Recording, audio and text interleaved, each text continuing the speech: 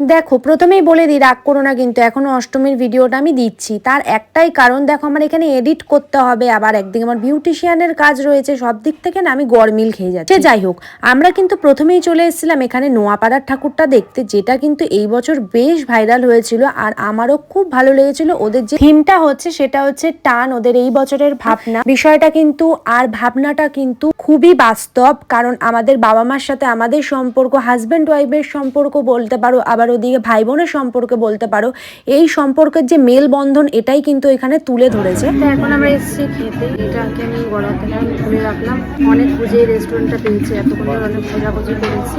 প্রথমে চলে এসেছে আমাদের কাবাব, আর এখানে দিয়েছি বাটার নান, এখানে আছে এতটাই খিদা পেয়েছে এইখানে যে আমি আরেকটা মেনু তুলছি, এইটাই কিন্তু ওরা টেনে তুলে নিল, দেখলে। যাই হোক, ওই মেনুটা কিন্তু ছিল চিকেন টিক্কা বাটার মশালা। আর এইটা হচ্ছে এই বছরে আমার বেস্ট দেখা একটা থিম। আর এটা কিন্তু হয়েছে সোদপুরে।